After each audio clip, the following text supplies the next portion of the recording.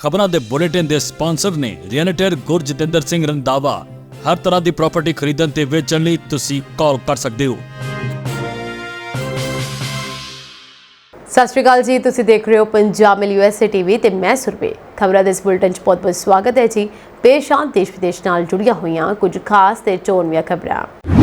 ਸਾਰੇ ਭਾਰਤੀਆਂ ਨੂੰ ਕੀਤਾ ਜਾਵੇ ਡਿਪੋਰਟ, ਅਮਰੀਕੀ ਸਿਆਸਤਦਾਨ ਦਾ ਇੱਕ ਬਿਆਨ ਜਿਸ ਨੇ ਮਚਾਈ ਸਨਸਨੀ। ਸ਼ੈਗਨ ਵੀਜ਼ਾ ਰਿਜੈਕਸ਼ਨ ਨੇ ਤੋੜੇ ਭਾਰਤੀਆਂ ਦੇ ਸੁਪਨੇ, 1,65,000 ਅਰਜ਼ੀਆਂ ਰੱਦ, ਲੱਗਾ 136 ਕਰੋੜ ਦਾ ਵੱਡਾ ਝਟਕਾ। ਇੱਕ ਵਾਰ ਫਿਰ ਤੋਂ ਦੀਵਾਲੀ ਤੋਂ ਪਹਿਲਾਂ ਡੋਨਾਲਡ ਟਰੰਪ ਦੇ ਵੱਲੋਂ ਭਾਰਤ ਨੂੰ ਦਿੱਤੀ ਗਈ ਧਮਕੀ। IPS ਸਰਚਰਨ ਸਿੰਘ ਪੁੱਲਰ ਵਿਰੁੱਧ ਇੱਕ ਹੋਰ ਮਾਮਲਾ ਹੋਇਆ ਦਰਜ। ਯੁੱਧ ਨਸ਼ਾ ਵਿਰੁੱਧ ਤਹਿਤ 242ਵੇਂ ਦਿਨ ਵੀ 67 ਨਸ਼ਾ ਸਮਗਲਰ ਗ੍ਰਿਫਤਾਰ। ਦੀਵਾਲੀ ਤੇ PM ਕਾਰਨੀ ਨੇ ਵੱਧ ਰਹੇ ਅਪਰਾਧਾਂ ਦਾ ਮੁਕਾਬਲਾ ਕਰਨ ਲਈ ਹਨੇਰੇ ਉੱਤੇ ਰੋਸ਼ਨੀ ਦੀ ਜਿੱਤ ਦਾ ਦਿੱਤਾ ਸੱਦਾ। ਹੁਣ ਇਹਨਾਂ ਖਬਰਾਂ ਦਾ ਵਿਸਥਾਰ।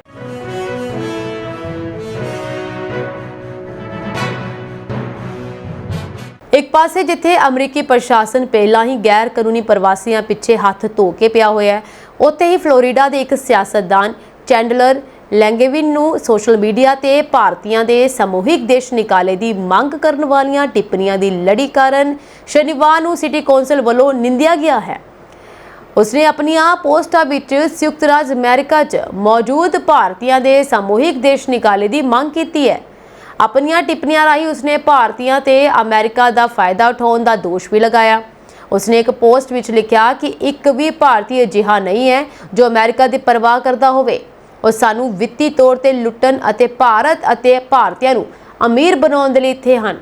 ਅਮਰੀਕਾ ਲਈ ਹੈ, ਯਾਨੀ ਕਿ ਅਮਰੀਕਾ ਸਿਰਫ ਅਮਰੀਕਨਸ ਦੇ ਲਈ ਹੈ। ਇੱਕ ਹੋਰ ਮੌਕੇ ਤੇ 2 ਅਕਤੂਬਰ ਨੂੰ ਉਹਨਾਂ ਨੇ US ਦੇ ਰਾਸ਼ਟਰਪਤੀ ਡੋਨਾਲਡ ਟਰੰਪ ਨੂੰ ਬਰਥਡੇ ਵਿਸ਼ ਵਜੋਂ ਸਾਰੇ ਭਾਰਤੀ ਵੀਜ਼ੇ ਰੱਦ ਕਰਨ ਅਤੇ ਉਹਨਾਂ ਨੂੰ ਤੁਰੰਤ ਦੇਸ਼ ਨਿਕਾਲਾ ਦੇਣ ਦੀ ਮੰਗ ਵੀ ਕੀਤੀ ਸੀ। ਪੱਤਰਕਾਰਾਂ ਨੇ ਲੈਂਗਵਿਨ ਦੇ ਹਵਾਲੇ ਨਾਲ ਕਿਹਾ ਕਿ ਅਮਰੀਕਾ ਵਿੱਚ ਭਾਰਤੀ ਸਿਰਫ ਅਮਰੀਕੀਆਂ ਦੀਆਂ ਜੇਬਾਂ ਖਾਲੀ ਕਰਨ ਲਈ ਹਨ।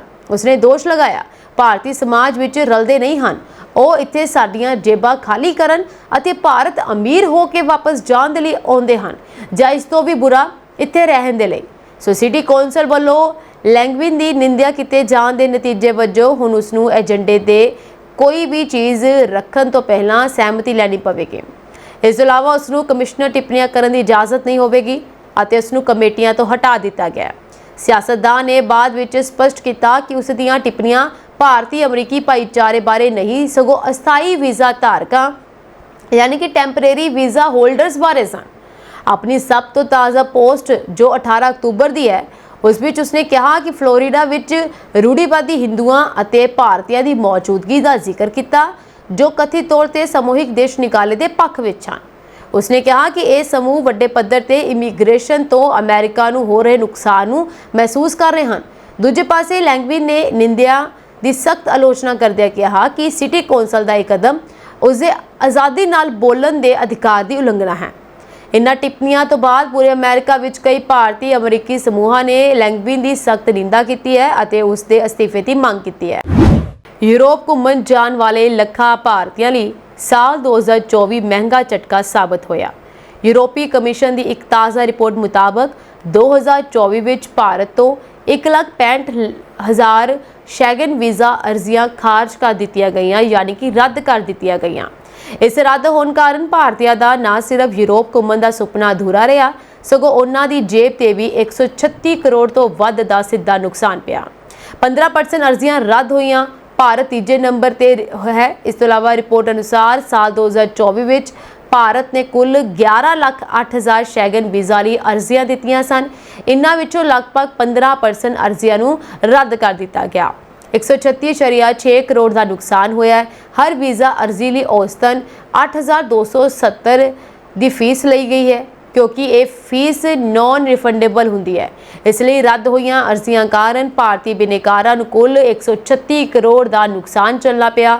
ਸੰਸਾਰ ਸ਼ੈਗਨ ਵੀਜ਼ਾ ਜਿਹੜਾ ਹੈ ਰੱਦ ਹੋਣ ਕਾਰਨ ਹੋਈ ਵਿੱਤੀ ਨੁਕਸਾਨ ਦੇ ਮਾਮਲੇ ਵਿੱਚ ਭਾਰਤ ਦੁਨੀਆ ਵਿੱਚ ਤੀਜੇ ਨੰਬਰ ਤੇ ਰਿਹਾ। ਭਾਰਤ ਤੋਂ ਅੱਗੇ ਸਿਰਫ ਅਲਜੀਰੀਆ ਅਤੇ ਤੁਰਕੀ ਦੇ ਬਿਨੇਕਾਰਾਂ ਨੂੰ ਜ਼ਿਆਦਾ ਨੁਕਸਾਨ ਹੋਇਆ।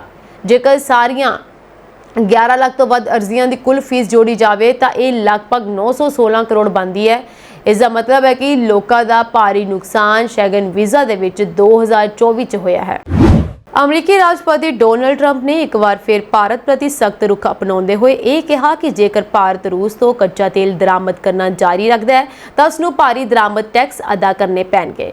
ਸੋ ਟਰੰਪ ਨੇ ਇਹ ਬਿਆਨ ਆਪਣੇ ਜਹਾਜ਼ 에ਅਰ ਫੋਰਸ 1 ਵਿੱਚ ਪੱਤਰਕਾਰਾਂ ਦੇ ਨਾਲ ਗੱਲਬਾਤ ਕਰਦੇ ਹੋਏ ਦਿੱਤਾ। ਉਹਨਾਂ ਨੇ ਕਿਹਾ ਕਿ ਉਹ ਪ੍ਰਧਾਨ ਮੰਤਰੀ ਮੋਦੀ ਨਾਲ ਗੱਲ ਕੀਤੀ ਸੀ ਉਹਨਾਂ ਨੇ ਕਿਹਾ ਕਿ ਭਾਰਤ ਰੂਸੀ ਤੇਲ ਨਹੀਂ ਖਰੀਦੇਗਾ। ਜੇਕਰ ਉਹ ਅਜਿਹਾ ਨਹੀਂ ਕਰਦੇ ਤਾਂ ਉਹਨਾਂ ਨੂੰ ਭਾਰੀ ਟੈਕਸ ਅਦਾ ਕਰਨਾ ਪਏਗਾ। ਟਰੰਪ ਪ੍ਰਸ਼ਾਸਨ ਦਾ ਮੰਨਣਾ ਹੈ ਕਿ ਰੂਸ ਤੋਂ ਤੇਲ ਖਰੀਦਣ ਵਾਲੇ ਦੇਸ਼ ਅਸਿੱਧੇ ਤੌਰ ਤੇ ਯੂਕਰੇਨ ਯੁੱਧ ਨੂੰ ਫੰਡ ਦੇ ਰਹੇ ਹਨ। ਇਸੇ ਕਰਕੇ ਅਮਰੀਕਾ ਰੂਸ ਤੋਂ ਊਰਜਾ ਖਰੀਦਣ ਵਾਲੇ ਦੇਸ਼ਾਂ ਤੇ ਲਗਾਤਾਰ ਦਬਾਅ ਪਾ ਰਿਹਾ ਹੈ। ਹਾਲ ਹੀ ਦੇ ਮਹੀਨਿਆਂ ਵਿੱਚ ਅਮਰੀਕਾ ਨੇ ਭਾਰਤ ਸਮੇਤ ਕਈ ਦੇਸ਼ਾਂ ਨੂੰ ਰੂਸੀ ਤੇਲ ਦਰਾਮਦ ਘਟਾਉਣ ਜਾਂ ਬੰਦ ਕਰਨ ਦੀ ਅਪੀਲ ਕੀਤੀ। ਟਰੰਪ ਨੇ ਪਹਿਲਾਂ ਦਾਅਵਾ ਕੀਤਾ ਕਿ ਪ੍ਰਧਾਨ ਮੰਤਰੀ ਮੋਦੀ ਨੇ ਉਹਨਾਂ ਨੂੰ ਭਰੋਸਾ ਦਿੱਤਾ ਸੀ ਕਿ ਭਾਰਤ ਹੁਣ ਰੂਸ ਤੋਂ ਤੇਲ ਨਹੀਂ ਖਰੀਦੇਗਾ। ਹਾਲਾਂਕਿ ਭਾਰਤੀ ਵਿਦੇਸ਼ ਮੰਤਰਾਲੇ ਨੇ ਟਰੰਪ ਦੇ ਦਾਅਵੇ ਨੂੰ ਖਾਰਜ ਕਰ ਦਿੱਤਾ। ਵਿਦੇਸ਼ ਮੰਤਰਾਲੇ ਦੇ ਬੁਲਾਰੇ ਨੇ ਕਿਹਾ ਸੀ ਕਿ ਭਾਰਤ ਦੀ ਊਰਜਾ ਨੀਤੀ ਦਾ ਉਦੇਸ਼ ਆਪਣੇ ਖਪਤਕਾਰਾਂ ਦੇ ਹਿੱਤਾਂ ਦੀ ਰੱਖਿਆ ਕਰਨਾ ਹੈ। ਉਹਨਾਂ ਨੇ ਅੱਗੇ ਵੀ ਕਿਹਾ ਕਿ ਭਾਰਤ ਇੱਕ ਜ਼ਿੰਮੇਵਾਰ ਊਰਜਾ ਆਯਾਤਕ ਹੈ। ਅਸੀਂ ਸਥਿਰ ਕੀਮਤਾਂ ਅਤੇ ਵਿਭਿੰਨ ਸਪਲਾਈ ਨੂੰ ਯਕੀਨੀ ਬਣਾਉਣ ਦੇ ਲਈ ਆਪਣੇ ਫੈਸਲੇ ਸੁਤੰਤਰ ਤੌਰ ਤੇ ਲੈਂਦੇ ਹਾਂ। ਭਾਰਤ ਨੇ ਦੁਹਰਾਇਆ ਕਿ ਉਹਨਾਂ ਦੀ ਤਰਜੀਹ ਆਰਥਿਕ ਸੰਤੁਲਨ ਅਤੇ ਘਰੇਲੂ ਜ਼ਰੂਰਤਾਂ ਨੂੰ ਪੂਰਾ ਕਰਨਾ ਹੈ, ਰਾਜਨੀਤਿਕ ਦਬਾਅ ਅੱਗੇ ਚੁੱਕਣਾ ਨਹੀਂ ਹੈ। ਇਸ ਸਾਲ ਦੇ ਸ਼ੁਰੂ ਵਿੱਚ ਟਰੰਪ ਪ੍ਰਸ਼ਾਸਨ ਨੇ ਕੱਪੜੇ, ਫਾਰਮਾਸਿਊਟੀਕਲ ਅਤੇ ਖੇਤੀਬਾੜੀ ਉਤਪਾਦਾਂ ਸਮੇਤ ਕਈ ਭਾਰਤੀ ਉਤਪਾਦਾਂ ਤੇ ਆਯਾਤ ਡਿਊਟੀਆਂ ਵਧਾ ਦਿੱਤੀਆਂ ਸਨ। ਭਾਰਤੀ ਉਦਯੋਗ ਸੰਗਠਨਾਂ ਦਾ ਕਹਿਣਾ ਹੈ ਕਿ ਇਸ ਨੀਤੀ ਨੇ ਨਿਰਯਾਤ ਤੇ ਨਕਾਰਾਤਮਕ ਪ੍ਰਭਾਵ ਪਾਇਆ। ਜੇਕਰ ਰੂਸੀ ਤੇਲ ਤੇ ਵੀ ਨਵੇਂ ਟੈਰਿਫ ਲਗਾਏ ਜਾਂਦੇ ਹਨ ਤਾਂ ਭਾਰਤ ਅਮਰੀਕਾ ਵਪਾਰਕ ਸੰਬੰਧ ਤਣਾਅਪੂਰਨ ਹੋ ਸਕਦੇ ਹਨ। ਟਰੰਪ ਨੇ ਆਪਣੇ ਬਿਆਨ ਵਿੱਚ ਦਾਅਵਾ ਕੀਤਾ ਕਿ ਪ੍ਰਧਾਨ ਮੰਤਰੀ ਨਰਿੰਦਰ ਮੋਦੀ ਨੇ ਉਹਨਾਂ ਨੂੰ ਰੂਸੀ ਤੇਲ ਨਾ ਖਰੀਦਣ ਦਾ ਵਾਅਦਾ ਕੀਤਾ ਸੀ। ਹਾਲਾਂਕਿ ਭਾਰਤ ਸਰਕਾਰ ਨੇ ਸਪਸ਼ਟ ਕੀਤਾ ਹੈ ਕਿ ਅਜਿਹੀ ਗੱਲਬਾਤ ਦਾ ਕੋਈ ਅਧਿਕਾਰਤ ਰਿਕਾਰਡ ਨਹੀਂ ਹੈ। ਜਦੋਂ ਪੱਤਰਕਾਰਾਂ ਦੁਆਰਾ ਪੁੱਛਿਆ ਗਿਆ ਤਾਂ ਟਰੰਪ ਨੇ ਕਿਹਾ ਕਿ ਜੇਕਰ ਉਹ ਸਹਿਮਤ ਨਹੀਂ ਹੁੰਦੇ ਤਾਂ ਉਹਨਾਂ ਨੂੰ ਭਾਰੀ ਟੈਰਿਫ ਅਦਾ ਕਰਨਾ ਪਵੇਗਾ। ਭਾਰਤ ਦੁਨੀਆ ਦਾ ਤੀਜਾ ਸਭ ਤੋਂ ਵੱਡਾ ਤੇਲ ਆਯਾਤਕ ਹੈ। ਨਵੀਂ ਦਿੱਲੀ ਦਾ ਕਹਿਣਾ ਹੈ ਕਿ ਇਸ ਦਾ ਟੀਚਾ ਕਿਫਾਇਤੀ, ਸਥਿਰ ਅਤੇ ਵਿਭਿੰਨ ਊਰਜਾ ਸਪਲਾਈ ਨੂੰ ਬਣਾਈ ਰੱਖਣਾ ਹੈ।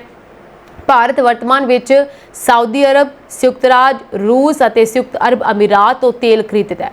ਇਸ ਦੌਰਾਨ ਊਰਜਾ ਮੰਤਰਾਲੇ ਦੇ ਇੱਕ ਸੀਨੀਅਰ ਅਧਿਕਾਰੀ ਨੇ ਇਹ ਵੀ ਕਿਹਾ ਕਿ ਰੂਸ ਤੋਂ ਤੇਲ ਆਰਥਿਕ ਤੌਰ ਤੇ ਸਭ ਤੋਂ ਕਿਫਾਇਤੀ ਸਾਬਤ ਰਿਹਾ ਅਤੇ ਇਸ ਲਈ ਭਾਰਤ ਇਸ ਨੂੰ ਆਪਣੀ ਊਰਜਾ ਸੁਰੱਖਿਆ ਰਣਨੀਤੀ ਦਾ ਹਿੱਸਾ ਮੰਨਦਾ ਹੈ। ਰਿਸ਼ਵਤਖੋਰੀ ਅਤੇ ਭ੍ਰਿਸ਼ਟਾਚਾਰ ਦੇ ਮਾਮਲਿਆਂ ਵਿੱਚ ਗ੍ਰਿਫਤਾਰ ਕੀਤੇ ਗਏ ਪੰਜਾਬ ਦੇ ਰੋਪੜ ਰੇਂਜ ਦੇ DIG IPS ਅਧਿਕਾਰੀ ਹਰਚਰਨ ਸਿੰਘ ਭੁੱਲਰ ਤੇ ਹੁਣ ਆਬਕਾਰੀ ਐਕਟ ਤਹਿਤ ਵੀ ਦੋਸ਼ ਲਗਾਇਆ ਗਿਆ। 16 ਅਕਤੂਬਰ ਨੂੰ CBI ਨੇ ਸਮਰਾਲਾ ਦੇ ਬੋਂਦਲੀ ਪਿੰਡ ਵਿੱਚ ਉਹਨਾਂ ਦੇ ਫਾਰਮ ਹਾਊਸ ਤੇ ਛਾਪੇਮਾਰੀ ਦੌਰਾਨ ਲਗਭਗ 2,99,000 ਰੁਪਏ ਦੀ ਕੀਮਤ ਦੀਆਂ 108 ਬੋਤਲਾਂ ਸ਼ਰਾਬ ਜ਼ਬਤ ਕੀਤੀਆਂ ਸਨ। ਸਮਰਾਲਾ ਦੇ DSP ਤਰਲੋਚਨ ਸਿੰਘ ਨੇ ਦੱਸਿਆ ਕਿ CBI ਇੰਸਪੈਕਟਰ ਰੋਮੀ ਪਾਲ ਦੇ ਬਿਆਨ ਦੇ ਆਧਾਰ ਤੇ ਪੁਲਿਸ ਸਟੇਸ਼ਨ ਵਿੱਚ IPS ਭੁੱਲਰ ਖਿਲਾਫ ਆਬਕਾਰੀ ਐਕਟ ਦੀ ਧਾਰਾ 61 ਅਤੇ 14 ਦੇ ਤਹਿਤ ਕੇਸ ਦਰਜ ਕੀਤਾ ਗਿਆ ਹੈ। ਫਾਰਮ ਹਾਊਸ ਤੋਂ 17 ਕਾਰਤੂਸ ਵੀ ਬਰਾਮਦ ਕੀਤੇ ਗਏ ਸਨ। ਹਾਲਾਂਕਿ ਜਾਂਚ ਕੀਤੀ ਜਾ ਰਹੀ ਹੈ ਕਿ ਕੀ ਕਾਰਤੂਸ ਲਾਇਸੈਂਸਸ਼ੁਦਾ ਹਥਿਆਰ ਦੇ ਸਨ, ਇਸ ਲਈ ਇਹ FIR ਵਿੱਚ ਸ਼ਾਮਲ ਨਹੀਂ ਹਨ। CBI ਨੇ ਭੁੱਲਰ ਅਤੇ ਉਸਦੇ ਸਾਥੀ ਕ੍ਰਿਸ਼ਾਨੂ ਸ਼ਾਰਦਾ ਦੇ ਟਿਕਾਣਿਆਂ ਤੇ 50 ਤੋਂ ਵੱਧ ਜਾਇਦਾਦ ਦੇ ਦਸਤਾਵੇਜ਼ ਵੀ ਬਰਾਮਦ ਕੀਤੇ। ਭੁੱਲਰ ਦੀ ਗ੍ਰਿਫਤਾਰੀ ਤੋਂ ਬਾਅਦ ਉਸ ਨੂੰ ਮੁਅੱਤਲ ਕਰ ਦਿੱਤਾ ਗਿਆ। ਰਿਸ਼ਵਤਖੋਰੀ ਦਾ ਮਾਮਲਾ ਹੈ। ਭੁੱਲਰ ਅਤੇ ਕ੍ਰਿਸ਼ਾਨੂ ਸ਼ਾਰਦਾ ਯਾਨੀ ਕਿ ਵਿਚੋਲਾ ਉਸਦਾ ਤੇ ਫਤਿਹਗੜ੍ਹ ਸਾਹਿਬ ਦੇ ਇੱਕ ਸਕ੍ਰੈਪ ਡੀਲਰ ਤੋਂ 8 ਲੱਖ ਰੁਪਏ ਦੀ ਰਿਸ਼ਵਤ ਲੈਣ ਦੇ ਦੋਸ਼ ਲੱਗੇ ਸਨ। ਡੀਲਰ ਨੇ ਦੋਸ਼ ਲਗਾਇਆ ਸੀ ਕਿ ਅਧਿਕਾਰੀ ਉਸਦੇ ਖਿਲਾਫ ਦਰਜ FIR ਨੂੰ ਨਿਪਟਾਉਣ ਲਈ ਮਹੀਨਾਵਾਰ ਭੁਗਤਾਨ ਦੀ ਮੰਗ ਵੀ ਕਰ ਰਿਹਾ ਸੀ। ਭੁੱਲਰ ਨੇ ਨਿਆਇਕ ਹਿਰਾਸਤ ਵਿੱਚ ਭੇਜ ਦਿੱਤਾ ਗਿਆ। ਉਸ ਨੂੰ ਉਹਨਾਂ ਦੇ ਘਰ ਦੀ ਤਲਾਸ਼ੀ ਦੌਰਾਨ CBI ਨੇ 7.50 ਕਰੋੜ ਦੀ ਨਕਦੀ, 2.50 ਕਿਲੋਗ੍ਰਾਮ ਸੋਨੇ ਦੇ ਗਹਿਣੇ, ਰੋਲੈਕਸ ਅਤੇ ਰਾਡੋ ਵਰਗੀਆਂ 26 ਲਗਜ਼ਰੀ ਘੜੀਆਂ, 50 ਤੋਂ ਵੱਧ ਅਚਲ ਜਾਇਦਾਦਾਂ ਨਾਲ ਸੰਬੰਧਿਤ ਦਸਤਾਵੇਜ਼, ਲੋਕਰ ਦੀਆਂ ਚਾਬੀਆਂ ਅਤੇ 4 ਬੰਦੂਕਾਂ ਸਮੇਤ 100 ਕਾਰਤੂਸ ਬਰਾਮਦ ਕੀਤੇ ਸਨ। ਵਿਚੋਲੇ ਕ੍ਰਿਸ਼ਾਨੂ ਤੋਂ ਵੀ 21 ਲੱਖ ਬਰਾਮਦ ਕੀਤੇ ਗਏ ਸਨ। ਯੁੱਧ ਨਸ਼ਿਆਂ ਵਿਰੁੱਧ ਮੁਹਿੰਮ ਦੇ 232ਵੇਂ ਦਿਨ ਪੰਜਾਬ ਪੁਲਿਸ ਨੇ 306 ਥਾਵਾਂ ਤੇ ਛਾਪੇਮਾਰੀ ਕੀਤੀ, ਜਿਸ ਉਪਰੰਤ ਸੂਬੇ ਭਰ 'ਚ 58 FIR ਦਰਜ ਕਰਕੇ 67 ਨਸ਼ਾ ਸਮਗਲਰਸ ਨੂੰ ਗ੍ਰਿਫਤਾਰ ਕੀਤਾ ਗਿਆ। ਇਸ ਨਾਲ 232ਵੇਂ ਦਿਨ 'ਚ ਗ੍ਰਿਫਤਾਰ ਕੀਤੇ ਗਏ ਕੁੱਲ ਨਸ਼ਾ ਸਮਗਲਰਸ ਦੀ ਗਿਣਤੀ 33,500 ਹੋ ਗਈ ਹੈ। ਇਨ੍ਹਾਂ ਦੇ ਕਬਜ਼ੇ 'ਚੋਂ 561 ਗ੍ਰਾਮ ਹੈਰੋਇਨ, 1.1 ਕਿਲੋ ਅਫੀਮ, 1229 ਨਸ਼ੀਲੀਆਂ ਗੋਲੀਆਂ ਕੈਪਸੂਲ ਅਤੇ 6,360 ਰੁਪਏ ਦੀ ਡਰੱਗ ਮਨੀ ਵੀ ਬਰਾਮਦ ਕੀਤੀ ਗਈ ਹੈ। ਇਸ ਦੌਰਾਨ 57 ਗਜ਼ਟਿਡ ਅਧਿਕਾਰੀਆਂ ਨੇ ਨਿਗਰਾਨੀ ਹੇਠ 800 ਤੋਂ ਵੱਧ ਪੁਲਿਸ ਮੁਲਾਜ਼ਮਾਂ ਵਾਲੀਆਂ 100 ਤੋਂ ਵੱਧ ਪੁਲਿਸ ਟੀਮਾਂ ਨੇ ਪੂਰੇ ਸੂਬੇ 'ਚ 306 ਥਾਵਾਂ ਤੇ ਛਾਪੇਮਾਰੀ ਕੀਤੀ। ਦਿਨ ਭਰ ਚੱਲੇ ਇਸ ਆਪਰੇਸ਼ਨ ਦੌਰਾਨ ਪੁਲਿਸ ਟੀਮਾਂ ਨੇ 232 ਸ਼ੱਕੀ ਵਿਅਕਤੀਆਂ ਦੀ ਜਾਂਚ ਵੀ ਕੀਤੀ ਹੈ। ਇਸ ਦੇ ਨਾਲ ਹੀ 23 ਵਿਅਕਤੀਆਂ ਨੂੰ ਨਸ਼ਾ ਛੱਡਣ ਦੇ ਮੁੜ ਵਸੇਬੇ ਦਾ ਇਲਾਜ ਲੈਣ ਲਈ ਰਾਜ਼ੀ ਕੀਤਾ ਹੈ। ਪ੍ਰਧਾਨ ਮੰਤਰੀ ਮਾਕਾਰਨੀ ਨੇ ਬਰੈਂਪਟਨ ਦੇ ਪੀਅਰਸਨ ਕਨਵੈਨਸ਼ਨ ਸੈਂਟਰ ਵਿਖੇ ਆਯੋਜਿਤ 24ਵੇਂ ਸਾਲਾਨਾ ਟ੍ਰਿਲੀਅਮ ਦੀਵਾਲੀ ਗਾਲਾ ਵਿੱਚ ਦੀਵਾਲੀ ਦੇ ਜਸ਼ਨ ਦੌਰਾਨ ਹਨੇਰੇ ਉੱਤੇ ਰੋਸ਼ਨੀ ਦੀ ਜਿੱਤ ਦੀ ਮਹੱਤਤਾ ਤੇ ਜ਼ੋਰ ਦਿੱਤਾ। ਇਸ ਥੀਮ ਨੂੰ ਦੇਸ਼ ਭਰ ਵਿੱਚ ਅਪਰਾਧ ਘਟਾਉਣ ਦੇ ਉਦੇਸ਼ ਨਾਲ ਆਪਣੀ ਸਰਕਾਰ ਦੇ ਯਤਨਾਂ ਨਾਲ ਜੋੜਿਆ। ਟ੍ਰਿਲੀਅਮ ਦੀਵਾਲੀ ਗਾਲਾ 2025 ਵਿੱਚ ਦਰਸ਼ਕਾਂ ਨੂੰ ਸੰਬੋਧਨ ਕਰਦੇ ਹੋਏ ਕਾਰਨੀ ਨੇ ਟਿੱਪਣੀ ਕੀਤੀ, ਕੈਨੇਡਾ ਦੇ ਵਿੱਚ ਹਰ ਕਿਸੇ ਨੂੰ ਕੰਮ ਤੇ ਜਾਣ, ਮੰਦਰ ਜਾਣ, ਘਰ ਵਾਪਸ ਆਉਣ ਅਤੇ ਰਾਤ ਨੂੰ ਸ਼ਾਂਤੀ ਨਾਲ ਆਰਾਮ ਕਰਨ ਦਾ ਮੌਕਾ ਮਿਲਣਾ ਚਾਹੀਦਾ ਹੈ। ਟ੍ਰਿਲੀਅਮ ਹੈਲਥ ਪਾਰਟਨਰਸ ਫਾਊਂਡੇਸ਼ਨ ਦੁਆਰਾ ਆਯੋਜਿਤ ਗਾਲਾ ਦਾ ਉਦੇਸ਼ ਕੈਨੇਡਾ ਦੇ ਸਭ ਤੋਂ ਵੱਡੇ ਸਿਹਤ ਬੁਨਿਆਦੀ ਢਾਂਚੇ ਦੇ ਨਵੀਨੀਕਰਨ ਪ੍ਰੋਜੈਕਟ ਵਜੋਂ ਦਰਸਾਏ ਗਏ ਫੰਡ ਇਕੱਠੇ ਕਰਨਾ ਸੀ। ਇਸ ਤੋਂ ਇਲਾਵਾ ਕਾਰਨੀ ਨੇ ਕਿਹਾ ਕਿ ਭਾਈਚਾਰੇ ਅਤੇ ਉਦਾਰਤਾ ਦੇ ਗਾਲਾ ਦੇ ਯਾਦਗਾਰੀ ਸਮਾਰੋਹ ਵਿੱਚ ਦੀਵਾਲੀ ਲਈ ਬੁਨਿਆਦੀ ਕਦਰਾਂ ਕੀਮਤਾਂ ਸ਼ਾਮਲ ਹਨ। ਇੱਕ ਤਿਉਹਾਰ ਹਨੇਰੇ ਉੱਤੇ ਰੋਸ਼ਨੀ ਦੀ ਜਿੱਤ, ਉਮੀਦ ਦੀ ਪੂਰਨ ਸੁਰਜੀਤੀ ਅਤੇ ਨੇਕੀ ਦੀ ਖੋਜ ਨੂੰ ਦਰਸਾਉਂਦਾ ਹੈ। ਰੋਸ਼ਨੀਆਂ ਦਾ ਤਿਉਹਾਰ ਸਾਡੇ ਦੇਸ਼ ਵਿੱਚ ਫੈਲਿਆ ਹੋਇਆ ਹੈ, ਸਾਡੀ ਧਰਤੀ ਦੀ ਡੂੰਘੀ ਵਿਭਿੰਨਤਾ ਦਾ ਜਸ਼ਨ ਮਨਾਉਂਦਾ ਹੈ ਅਤੇ ਨਾਲ ਹੀ ਕੈਨੇਡਾ ਦੀ ਏਕਤਾ ਨੂੰ ਅਪਣਾਉਂਦਾ ਹੈ ਜੋ ਉਸ ਵਿਭਿੰਨਤਾ ਦੇ ਅੰਦਰ ਨਿਹਿਤ ਹੈ। ਸੋ ਉਹਨਾਂ ਨੇ ਇਹ ਵੀ ਕਿਹਾ। ਇਸ ਤੋਂ ਇਲਾਵਾ ਉਸਨੇ ਅੱਗੇ ਬੋਲਦੇ ਹੋਏ ਆਪਣੇ ਭਾਸ਼ਣ ਵਿੱਚ ਕਿਹਾ ਕਿ ਰੋਸ਼ਨੀਆਂ ਦਾ ਤਿਉਹਾਰ ਜੋ ਇਸ ਸਮੇਂ ਕੈਨੇਡਾ ਭਰ ਵਿੱਚ ਮਨਾਇਆ ਜਾਂਦਾ ਹੈ, ਦੇਸ਼ ਦੀ ਅਮੀਰ ਵਿਭਿੰਨਤਾ ਨੂੰ ਦਰਸਾਉਂਦਾ ਹੈ ਅਤੇ ਏਕਤਾ ਦੀ ਭਾਵਨਾ ਨੂੰ ਮਜ਼ਬੂਤ ਕਰਦਾ ਹੈ ਜੋ ਕੈਨੇਡੀਅਨਸ ਨੂੰ ਇੱਕ ਮੁੱਠ ਇੱਕ ਹੋਣ ਦਾ ਪ੍ਰਗਟਾਵਾ ਕਰਦਾ ਹੈ। ਪ੍ਰਧਾਨ ਮੰਤਰੀ ਨੇ ਗ੍ਰੇਟਰ ਟੋਰਾਂਟੋ ਖੇਤਰ ਵਿੱਚ ਅਪਰਾਧਾਂ ਬਾਰੇ ਵੱਧਦੀਆਂ ਜਨਤਕ ਚਿੰਤਾਵਾਂ ਦਾ ਜਵਾਬ ਦਿੱਤਾ। ਹਾਲ ਹੀ ਦੇ ਮਹੀਨਿਆਂ ਵਿੱਚ ਕਾਰਜੈਕਿੰਗ, ਘਰਾਂ ਵਿੱਚ ਹਮਲੇ ਅਤੇ ਜਬਰੀ ਵਸੂਲੀ ਦੀਆਂ ਘਟਨਾਵਾਂ ਵਿੱਚ ਵਾਧੇ ਤੇ ਜ਼ੋਰ ਦਿੱਤਾ। ਆਪਣੇ ਪ੍ਰਸ਼ਾਸਨ ਦੀਆਂ ਹਾਲੀਆ ਪਹਿਲਕਦਮੀਆਂ ਤੇ ਚਰਚਾ ਕਰਦੇ ਹੋਏ ਕਾਰਨੀ ਨੇ ਜ਼ੋਰ ਦਿੱਤਾ ਕਿ ਜਨਤਕ ਵਿਸ਼ਵਾਸ ਨੂੰ ਮੁੜ ਸਥਾਪਿਤ ਅਤੇ ਕਾਨੂੰਨ ਲਾਗੂ ਕਰਨ ਦੀਆਂ ਸਮਰੱਥਾਵਾਂ ਨੂੰ ਵਧਾਉਣ ਲਈ ਉਪਾਅ ਲਾਗੂ ਕੀਤੇ ਜਾ ਰਹੇ ਹਨ। ਪਾਕਿਸਤਾਨ ਦੀ ਖੁਫੀਆ ਏਜੰਸੀ ISI ਲਈ ਕੰਮ ਕਰਨ ਵਾਲੇ ਪਾਕਿਸਤਾਨ ਵਿੱਚ ਬੈਠੇ ਅੱਤਵਾਦੀ ਹਰਵਿੰਦਰ ਸਿੰਘ ਰਿੰਦਾ ਨੇ ਪੰਜਾਬ ਦੇ ਆਬਕਾਰੀ ਵਿਭਾਗ ਅਤੇ ਸ਼ਰਾਬ ਠੇਕੇਦਾਰਾਂ ਨੂੰ ਧਮਕੀ ਦਿੱਤੀ ਹੈ। ਹਰਵਿੰਦਰ ਰਿੰਦਾ ਨੇ ਧਮਕੀ ਦਿੱਤੀ ਹੈ ਕਿ ਉਹ ਲੋਕ ਆਪਣਾ ਬਚਾਅ ਕਰ ਲੈਣ, ਕਿਸੇ ਨੂੰ ਵੀ ਵਿਸਫੋਟਕਾਂ ਨਾਲ ਉਡਾਇਆ ਜਾ ਸਕਦਾ ਹੈ। ਇਸ ਘਟਨਾ ਸੰਬੰਧੀ ਇੱਕ ਕਥਿਤ ਆਡੀਓ ਕਲਿੱਪ ਵੀ ਸਾਹਮਣੇ ਆਇਆ ਹੈ। ਇਹ ਆਡੀਓ ਕਲਿੱਪ ਸੋਸ਼ਲ ਮੀਡੀਆ ਤੇ ਵਾਇਰਲ ਹੋਈ ਹੈ। ਇਸ ਵਿੱਚ ਉਹਨਾਂ ਨੇ ਪੰਜਾਬ ਦੇ ਵਿੱਚ ਹਾਲ ਹੀ 'ਚ ਹੋਈ ਹਿੰਸਾ ਅਤੇ ਸ਼ਰਾਬ ਦੀਆਂ ਦੁਕਾਨਾਂ ਤੇ ਹਮਲਿਆਂ ਬਾਰੇ ਸਿੱਧੇ ਤੌਰ ਤੇ ਚੇਤਾਵਨੀ ਦਿੱਤੀ ਹੈ। ਇਸ ਵਿੱਚ ਉਹ ਪਹਿਲਾਂ ਦਿੱਤੀਆਂ ਗਈਆਂ ਚੇਤਾਵਨੀਆਂ ਦਾ ਹਵਾਲਾ ਦਿੰਦਾ ਹੈ ਅਤੇ ਇਹ ਕਹਿੰਦਾ ਹੈ ਕਿ ਇਸ ਤੋਂ ਅਗਲੀ ਕਾਰਵਾਈ ਹੋਰ ਵੀ ਵੱਡੀ ਹੋਵੇਗੀ। ਇਹ ਬਿਆਨ ਸੁਰੱਖਿਆ ਏਜੰਸੀਆਂ ਲਈ ਚਿੰਤਾਜਨਕ ਹੈ ਕਿਉਂਕਿ ਇਹ ਠੇਕੇਦਾਰਾਂ, ਠੇਕਿਆਂ ਉੱਪਰ ਕੰਮ ਕਰਨ ਵਾਲੇ ਕਰਮਚਾਰੀਆਂ ਅਤੇ ਆਬਕਾਰੀ ਵਿਭਾਗ ਦੇ ਕਰਮਚਾਰੀਆਂ ਨੂੰ ਨਿਸ਼ਾਨਾ ਬਣਾਉਣ ਦੀ ਧਮਕੀ ਦਿੰਦਾ ਹੈ। ਵਾਇਰਲ ਰਿਕਾਰਡਿੰਗ ਨੇ ਵਿਭਾਗ ਅਤੇ ਠੇਕੇਦਾਰਾਂ ਵਿੱਚ ਦਹਿਸ਼ਤ ਫੈਲਾ ਦਿੱਤੀ ਹੈ। ਪੂਰੀ ਰਿਕਾਰਡਿੰਗ ਲਗਭਗ 4.35 ਮਿੰਟ ਦੀ ਹੈ, ਯਾਨੀ ਕਿ 4 ਮਿੰਟ 35 ਸਕਿੰਟ ਦੀ ਹੈ। ਇਸ ਤੋਂ ਇਲਾਵਾ ਤੁਹਾਨੂੰ ਦੱਸ ਦਈਏ ਕਿ ਰਿੰਦਾ ਨੇ ਇਹ ਕਿਹਾ ਸੀ ਕਿ ਜੋ ਵਾਇਰਲ ਆਡੀਓ ਹੈ ਉਸ ਵਿੱਚ ਕਿ ਤੁਸੀਂ ਲੋਕ ਪੰਜਾਬ ਦੇ ਨੌਜਵਾਨਾਂ ਦੀ ਜ਼ਿੰਦਗੀ ਨੂੰ ਜ਼ਿੰਦਾ ਸਾੜ ਰਹੇ ਹੋ, ਅਸੀਂ ਤੁਹਾਨੂੰ ਲੋਕਾਂ ਨੂੰ ਜਲਾਵਾਂਗੇ। ਹੁਣ ਇਸ ਤੋਂ ਅੱਗੇ ਕੋਈ ਧਮਕੀ ਵਾਲੀ ਰਿਕਾਰਡਿੰਗ ਨਹੀਂ ਆਏਗੀ। ਹੁਣ ਸਿਰਫ ਖਬਰਾਂ ਆਉਣਗੀਆਂ ਕਿ ਕਦੇ ਕੋਈ ਠੇਕੇਦਾਰ ਮਰ ਗਿਆ, ਕਦੇ ਕੋਈ ਠੇਕੇਦਾਰ ਠੇਕੇ ਸਣੇ ਸਾੜ ਦਿੱਤਾ ਗਿਆ। ਇਹ ਧਮਕੀ ਸਿਰਫ ਠੇਕੇਦਾਰਾਂ ਲਈ ਨਹੀਂ ਹੈ, ਸਗੋਂ ਉਹਨਾਂ ਠੇਕਿਆਂ ਤੇ ਕੰਮ ਕਰਨ ਵਾਲੇ ਕਰਮਚਾਰੀਆਂ ਲਈ ਵੀ ਹੈ। ਉਸਨੇ ਅੱਗੇ ਵੀ ਕਿਹਾ ਕਿ ਨਾਲ ਹੀ ਅਸੀਂ ਆਬਕਾਰੀ ਅਧਿਕਾਰੀਆਂ ਨੂੰ ਵੀ ਨਹੀਂ ਬਖਸ਼ਾਂਗੇ, ਅਸੀਂ ਆਬਕਾਰੀ ਅਧਿਕਾਰੀਆਂ ਨੂੰ ਵੀ ਨਿਸ਼ਾਨਾ ਬਣਾਵਾਂਗੇ। ਜੋ ਕੋਈ ਵੀ ਆਬਕਾਰੀ ਗੱਡੀ ਦੇਖਦਾ ਹੈ ਉਸ ਨੂੰ ਪਤਾ ਹੋਣਾ ਚਾਹੀਦਾ ਹੈ ਕਿ ਕਿਸੇ ਵੀ ਸੜਕ ਦੇ ਕਿਨਾਰੇ ਵਿਸਫੋਟਕਾਂ ਦਾ ਡੱਬਾ ਹੋ ਸਕਦਾ ਹੈ, ਕੋਈ ਪਤਾ ਨਹੀਂ ਕਿਹੜਾ ਫਟੇਗਾ। ਸੋ ਆਬਕਾਰੀ ਟੀਮ ਨਾਲ ਕੰਮ ਕਰਨ ਵਾਲੇ ਕਰਮਚਾਰੀਆਂ ਨੂੰ ਵੀ ਸਾਵਧਾਨ ਰਹਿਣਾ ਚਾਹੀਦਾ ਹੈ। ਉਹ ਸਾਰੇ ਆਪਣੀ ਜਾਨ ਦੇ ਲਈ ਜ਼ਿੰਮੇਵਾਰ ਹੋਣਗੇ। ਇਸ ਧਮਕੀ ਭਰੀ ਆਡੀਓ ਤੋਂ ਬਾਅਦ ਇੱਕ ਦਹਿਸ਼ਤ ਫੈਲ ਚੁੱਕੀ ਹੈ ਜਿਸਨੇ ਸਭ ਨੂੰ ਚਿੰਤਾ ਦੇ ਵਿੱਚ ਪਾ ਦਿੱਤਾ ਹੈ। ਇਸ ਕਰਕੇ ਬੜੀ ਜ਼ਿਆਦਾ ਸੁਰੱਖਿਆ ਜਿਹੜੀ ਹੈ ਧਿਆਨ ਜਿਹੜਾ ਹੁਣ ਰੱਖਿਆ ਜਾਏਗਾ। ਦੀਵਾਲੀ ਦੇ ਤਿਉਹਾਰ ਮੌਕੇ ਬਠਿੰਡਾ ਵਿੱਚ ਬੋਰੀਆਂ ਦੀ ਫੈਕਟਰੀ ਵਿੱਚ ਭਿਆਨਕ ਅੱਗ ਲੱਗ ਗਈ। ਮਿਲੀ ਜਾਣਕਾਰੀ ਮੁਤਾਬਕ ਬਠਿੰਡਾ ਦੇ ਪਰਸਪਰ ਨਗਰ ਗਲੀ ਨੰਬਰ 37 ਦੇ ਵਿੱਚ ਮੌਜੂਦ ਇੱਕ ਬੋਰੀਆਂ ਦੀ ਫੈਕਟਰੀ ਨੂੰ ਅਚਾਨਕ ਤੋਂ ਅੱਗ ਲੱਗ ਗਈ, ਜਿਸ ਵਿੱਚ ਸਥਾਨਕ ਲੋਕਾਂ ਵੱਲੋਂ ਪਹਿਲਾਂ ਅੱਗ ਬੁਝਾਉਣ ਦੀ ਕੋਸ਼ਿਸ਼ ਕੀਤੀ ਗਈ, ਪਰ ਅੱਗ ਭਿਆਨਕ ਹੋਣ ਕਾਰਨ ਫਾਇਰ ਬ੍ਰਿਗੇਡ ਨੂੰ ਸੂਚਿਤ ਕੀਤਾ ਗਿਆ ਤਾਂ ਮੌਕੇ ਤੇ ਫਾਇਰ ਬ੍ਰਿਗੇਡ ਦੀ ਗੱਡੀਆਂ ਪਹੁੰਚੀਆਂ। ਅੱਗ ਭਿਆਨਕ ਹੋਣ ਦੇ ਕਾਰਨ ਹੁਣ ਤੱਕ ਫਾਇਰ ਬ੍ਰਿਗੇਡ ਦੀਆਂ 5 ਗੱਡੀਆਂ ਮੌਕੇ ਤੇ ਪਹੁੰਚ ਚੁੱਕੀਆਂ ਹਨ, ਜਿਨ੍ਹਾਂ ਵੱਲੋਂ ਅੱਗ ਤੇ ਕਾਬੂ ਪਾਉਣ ਦੀਆਂ ਕੋਸ਼ਿਸ਼ਾਂ ਕੀਤੀਆਂ ਗਈਆਂ। ਗਨੀਮਤ ਇਹ ਰਹੀ ਕਿ ਕੋਈ ਵੀ ਜਾਨੀ ਨੁਕਸਾਨ ਨਹੀਂ ਹੋਇਆ। ਫਿਲਹਾਲ ਅੱਗ ਲੱਗਣ ਦੇ ਕਾਰਨਾਂ ਦਾ ਪਤਾ ਨਹੀਂ ਲੱਗ ਸਕਿਆ। ਉੱਥੇ ਪੁਲਿਸ ਵੱਲੋਂ ਅਗਲੇਰੀ ਜਾਂਚ ਸ਼ੁਰੂ ਕਰ ਦਿੱਤੀ ਗਈ ਹੈ। ਵੱਖ-ਵੱਖ ਟ੍ਰੇਨਾਂ ਦੀ ਦੇਰੀ ਅਤੇ ਕਈਆਂ ਦੇ ਰੱਦ ਹੋਣ ਕਾਰਨ ਤਿਉਹਾਰਾਂ ਦੇ ਸੀਜ਼ਨ ਦੌਰਾਨ ਯਾਤਰੀਆਂ ਨੂੰ ਪਰੇਸ਼ਾਨੀ ਦਾ ਸਾਹਮਣਾ ਕਰਨਾ ਪਿਆ। ਇਸੇ ਤਰ੍ਹਾਂ ਤੁਹਾਨੂੰ ਦੱਸ ਦਈਏ ਕਿ ਡਾਕਟਰ ਅੰਬੇਦਕਰ ਨਗਰ ਤੋਂ ਵੈਸ਼ਨੋ ਦੇਵੀ ਕਟੜਾ ਜਾਣ ਵਾਲੀ ਮਾਲਵਾ ਐਕਸਪ੍ਰੈਸ ਸਵੇਰੇ 10:30 ਵਜੇ ਤੋਂ 4 ਘੰਟੇ ਲੇਟ ਰਹਿੰਦਿਆਂ ਦੁਪਹਿਰ 3 ਵਜੇ ਦੇ ਕਰੀਬ ਕੈਂਟ ਸਟੇਸ਼ਨ ਤੇ ਪਹੁੰਚੀ। ਅਮਰਪਾਲੀ ਐਕਸਪ੍ਰੈਸ ਲਗਭਗ 1 ਘੰਟਾ ਦੇਰੀ ਨਾਲ ਪਹੁੰਚੀ। ਅੰਮ੍ਰਿਤਸਰ ਤੋਂ ਦਿੱਲੀ ਜਾਣ ਵਾਲੀ ਸ਼ਾਨ-ਏ-ਪੰਜਾਬ ਲਗਭਗ 16 ਮਿੰਟ ਲੇਟ ਰਹੀ, ਜਦਕਿ ਦਿੱਲੀ ਤੋਂ ਆਉਣ ਵਾਲੀ ਵੰਦੇ ਭਾਰਤ 12 ਮਿੰਟ ਲੇਟ ਰਹੀ। ਅੰਮ੍ਰਿਤਸਰ ਤੋਂ ਵੈਸ਼ਨੋ ਦੇਵੀ ਕਟੜਾ ਜਾਣ ਵਾਲੀ ਵੰਦੇ ਭਾਰਤ ਐਕਸਪ੍ਰੈਸ ਵੀ ਰੱਦ ਰਹੀ ਅਤੇ 20 ਅਕਤੂਬਰ ਨੂੰ ਵੀ ਰੱਦ ਰਹੇਗੀ।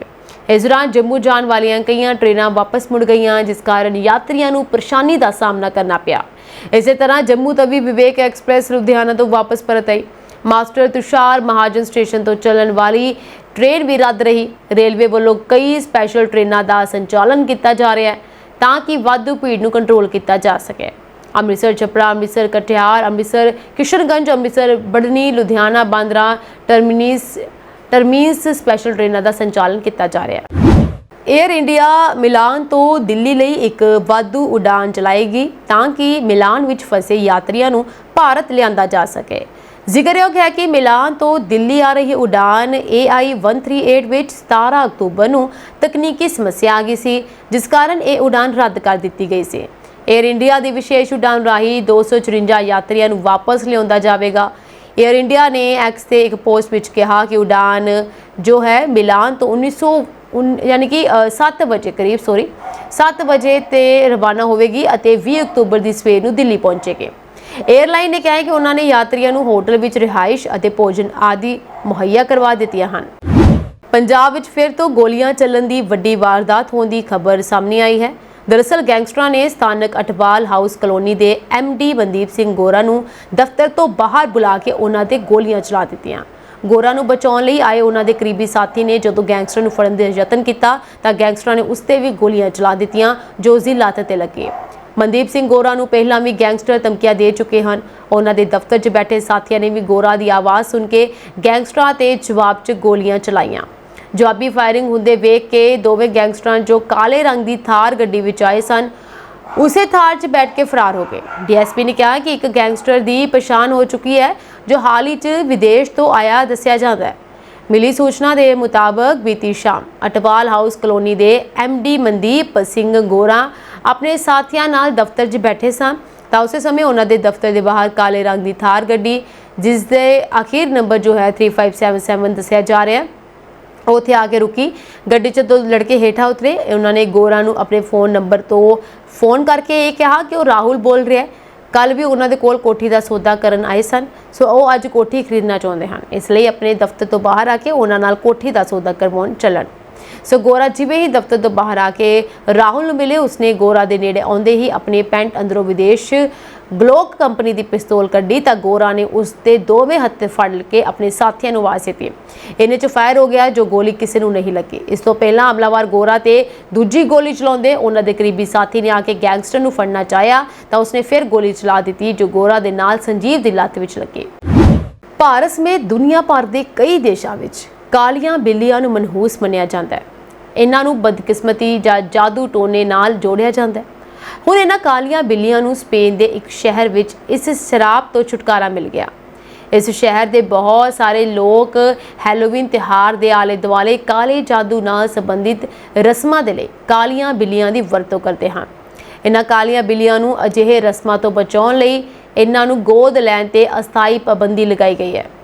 ਇੱਕ ਰਿਪੋਰਟ ਦੇ ਅਨੁਸਾਰ ਬਾਰਸੀਲੋਨਾ ਦੇ ਉੱਤਰ ਵਿੱਚ ਸਥਿਤ ਸ਼ਹਿਰ ਟੈਰਾਸਾ ਪਸ਼ੂ ਭਲਾਈ ਸੇਵਾ ਨੇ 6 ਅਕਤੂਬਰ ਨੂੰ ਐਲਾਨ ਕੀਤਾ ਸੀ ਕਿ ਸੰਭਾਵੀ ਜ਼ੋਖਮਾਂ, ਅੰਧ ਵਿਸ਼ਵਾਸਾਂ, ਰਸਮਾਂ ਜਾਂ ਗੈਰ ਜ਼ਿੰਮੇਵਾਰਾਨਾ ਵਰਤੋਂ ਨੂੰ ਰੋਕਣ ਲਈ 1 ਅਕਤੂਬਰ ਤੋਂ 10 ਨਵੰਬਰ ਤੱਕ ਬਿਲੀਅਨ ਗੋਦ ਲੈਣ ਜਾਂ ਪਾਲਣ ਪੋਸ਼ਣ ਲਈ ਕਿਸੇ ਵੀ ਕਿਸਮ ਦੀਆਂ ਬੇਨਤੀਆਂ ਨੂੰ ਰੱਦ ਕਰ ਦਿੱਤਾ ਜਾਵੇਗਾ। ਸ਼ਹਿਰ ਦੇ ਅਧਿਕਾਰੀਆਂ ਨੇ ਕਿਹਾ ਕਿ ਫੈਸਲਾ ਹੈਲੋਵੀਨ ਦੇ ਨਾਲ ਸੰਬੰਧਿਤ ਸੀ। ਸਥਾਨਕ ਅਖਬਾਰ ਦੇ ਅਨੁਸਾਰ ਪਸ਼ੂ ਭਲਾਈ ਸਲਾਹਕਾਰ ਨੋਏਲ ਡੁੱਕ ਨੇ ਪਿਛਲੇ ਹਫ਼ਤੇ ਕਿਹਾ ਸੀ ਕਿ ਕਾਲੀਆਂ ਬਿੱਲੀਆਂ ਨੂੰ ਗੋਦ ਲੈਣ ਦੀਆਂ ਬੇਨਤੀਆਂ ਹੈਲੋਵੀਨ ਦੇ ਆਲੇ-ਦੁਆਲੇ ਕਾਲੀਆਂ ਰਸਮਾਂ ਲਈ ਜਾਂ ਸਜਾਵਟ ਵਜੋਂ ਵਧਦੀਆਂ ਹਨ, ਕਿਉਂਕਿ ਇਹ ਇੱਕ ਰਵਾਇਤੀ ਬਣ ਗਈ ਹੈ।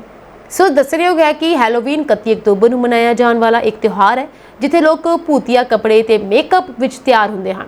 ਬੱਚੇ ਟ੍ਰਿਕ ਔਰ ਟ੍ਰੀਟ ਯਾਨੀ ਘਰ ਜਾ ਕੇ ਕੈਂਡੀ ਜਾਂ ਚਾਕਲੇਟ ਮੰਗਦੇ ਹਨ, ਸੋ ਡਰਾਉਣੇ ਕੱਪੜੇ ਪਹਿਨਦੇ ਹਨ। ਇਸ ਤਿਉਹਾਰ ਦੀਆਂ ਜੜ੍ਹਾਂ ਜੋ ਹੈ ਸਮਹੈਨ ਦੇ ਪ੍ਰਾਚੀਨ ਸੈਲਟਿਕ ਤਿਉਹਾਰ ਵਿੱਚ ਹਨ, ਜੋ ਕਿ ਇਸ ਵਿਸ਼ਵਾਸ ਨੂੰ ਜੋੜਿਆ ਹੋਇਆ ਸੀ ਕਿ ਆਤਮਾਵਾਂ ਠੰਡ ਵਿੱਚ ਆਉਂਦੀਆਂ ਹਨ।